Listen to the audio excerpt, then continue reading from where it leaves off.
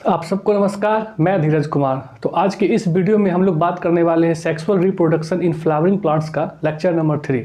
Lecture number 1 और lecture number 2 आपको इसी चैनल के प्लेलिस्ट में मिल जाएगा। उस प्लेलिस्ट का नाम है sexual reproduction in flowering plants. तो आज लेक्चर 3 में हम बात करने वाले हैं सीड के बारे में। अब हम समझते हैं ये सीड क्या होता है। बेसिकली जो सीड होता है ये फर्टिलाइज ओव्यूल होता है। फर्टिलाइज ओव्यूल को ही सीड कहा जाता है।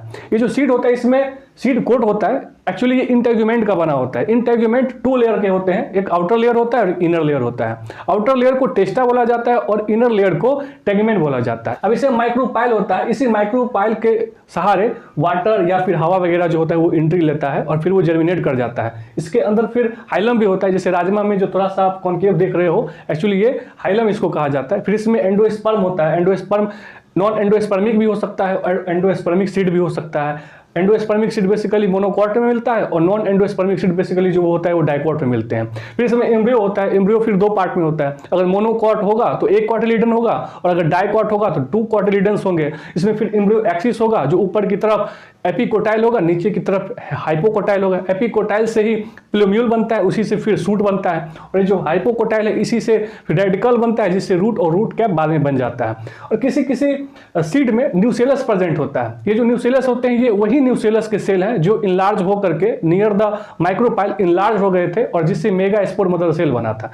कुछ सीड में ये प्रेजेंट रहते हैं न्यूसेलस के सेल और वो ऐसे सेल को पेरीस्पर्मिक सीड कहा जाता है, क्योंकि ऐसे जब न्यूसेलस ऐसे सीड में प्रेजेंट हो तो उसको पेरीस्पर्म बोला जाता है और ऐसे सीड को पेरीस्पर्मिक सीड बोला जाता है। जिसका एग्जांपल एक बीट रूट होता है और दूसरा होता है इसका ब्लैक पेपर। अब बात करते हैं सीड डोरमेंसी के बारे में। सीड डोरमेंसी बेसिकली क्या होता है कि ये एम्ब्रियो जो होता है सीड का वो इनएक्टिव हो जाता है जब बाहर अनफेवरेबल कंडीशन हो जाए और साथ ही साथ ये लगभग ड्राई हो जाता है, क्योंकि 10 से 15% वाटर ये रिलीज कर देता है। खास करके ये जो अपना मेटाबॉलिक रिएक्शन होता है वो सब स्लो डाउन कर लेता है और यही स्लो डाउन करने के बाद इसका फायदा बाद में ये मिलता है कि ये इसको हम स्टोर कर सकते हैं।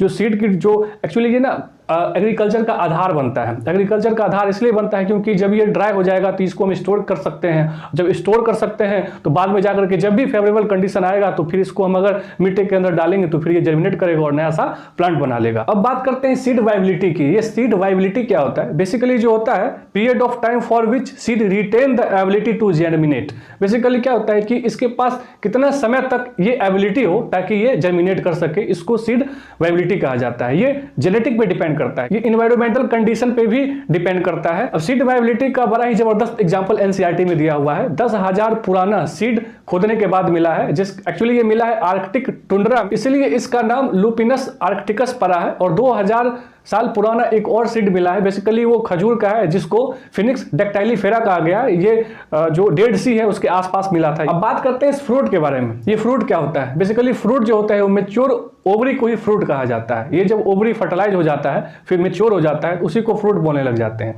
एक्चुअली जो फ्रूट होता है ये एक ट्रू फ्रूट होता है। ट्रू फ्रूट में बेसिकली क्या होता है कि ये ओवरी से डेवलप होता है, इसलिए इसको ट्रू फ्रूट बोला जाता है। अब ट्रू फ्रूट में ये जो फ्रूट वॉल होता है जिसको पेरिकार्प कहा जाता है, ये पेरिकार्प अगर काफी थिक हो, फ्लेसी हो तो उसको फ्लेसी फ्रूट बोलते हैं। और यही जब पेरिकार्प काफी ड्राई हो जाता है तो उसको ड्राई फ्रूट बोलते हैं, जिसका एग्जांपल ग्राउंडनट और मस्टर्ड हो जाता है। वही अगर फ्लेसी फ्रूट के बारे में देखें तो इसका एग्जांपल जैसे कि गुआवा हो गया, मैंगो हो गया, ऑरेंज हो गया, ये सब ट्रू फ्रूट कहलाते हैं। अब बात करते हैं फॉल्स फ्रूट के बारे में। ये फॉल्स फ्रूट क्या होता है? एक्चुअली ये डेवलप होता है थैलेमस से, इसी को फॉल्स फ्रूट बोला जाता है। जिसका एग्जांपल जैसे कि एप्पल हो गया, पियर्स हो गया, कैस्यू जिसको काजू बोलते हैं, और जो स्ट्रॉबेरी हो गया, ये सब एग्जांपल हैं फॉल्स फ्रूट के। और एक पार्थिनोकार्पी फ्रूट्स होता है। पार्थिनोकार्पी का मतलब होता है, पार्थिनो मतलब होता है वर्जिन और कार्पी मतलब फ्रूट्स।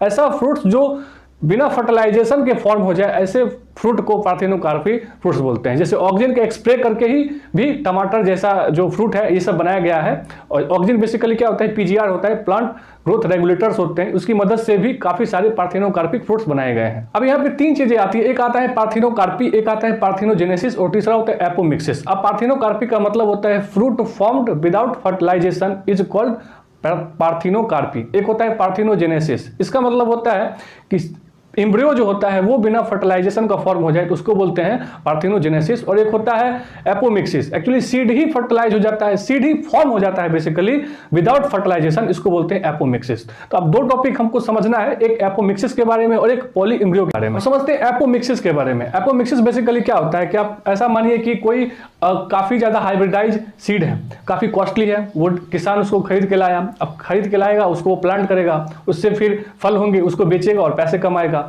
उसके बाद उसमें से सीड निकलेगा, लेकिन इस सीड में वो क्वालिटी नहीं है जो इसके पेरेंट में थी, जो किसान खरीद के लाया था, क्योंकि इसमें लॉ ऑफ सेग्रीगेशन काम किया है, क्योंकि इसमें मियोसिस हुआ है। मियोसिस होने की वजह से इसमें वो क्वालिटी नहीं रहा जो क्वालिटी इसके पेरेंट में थी। इस कंडीशन में किसान क्या करेगा, किसान को दोबारा वही सीड खरीदना पड़ेगा, लेकिन वो काफी कॉस्टली होगा। इसलिए क्या किया जाता है कि एपोमिक्सिस किया जाता है। एपोमिक्सिस में बेसिकली क्या होता है कि जो सेक्सुअल रिप्रोडक्शन ना करके इस सीड का माइटोसिस किया जाता है, यानी कि एसेक्सुअल रिप्रोडक्शन किया जाता है। अब इससे क्या होगा कि जो क्वालिटी इस सीड में थी वही क्वालिटी इसके डॉटर सेल में भी आएगा, और इससे हम कंटिन्यू अपना जो भी प्लांट होता है, जो भी हमको खेती करनी होगी वो खेती हम लोग कर सकते हैं। तो एपोमिक्सिस का ये फायदा होता है और इसी को एपोमिक्सिस कहा जाता है। अब दूसरा कॉन्सेप्ट आता है पॉली एम्ब्रियो के बारे में। पॉली एम्ब्रियो का मतलब होता है नंबर ऑफ एम्ब्रियो। बेसिकली क्या होता है, ये जो इंटेग्यूमेंट्स होते हैं, बेसिकली आप नॉर्मल अगर देखेंगे तो एक ओवरी में एक ओव्यूल होता है, जिसमें एक मेगास्पोर मदर सेल से एक एग बनता है, फिर एक एग से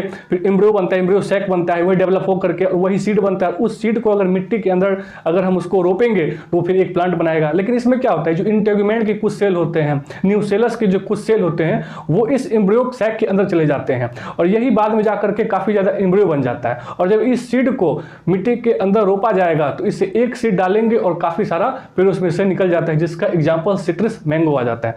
तो आई होप आपको समझ में आया होगा इस पूरे चैप्टर के बारे में, जिसको हम लोग बोलेंगे sexual reproduction in flowering plants. तो आपका ये पूरा का पूरा चैप्टर खत्म होता है। अगर आप इस वीडियो को पूरा देख रहे होंगे तो आपको काफी ज्यादा हेल्प मिलेगा इन टर्म्स ऑफ रिवीजन, जब आपका एग्जाम काफी नजदीक होगा। अगर आप इस वीडियो को पूरा देख लेंगे तो एक भी क्वेश्चन आपका नहीं छूटेगा।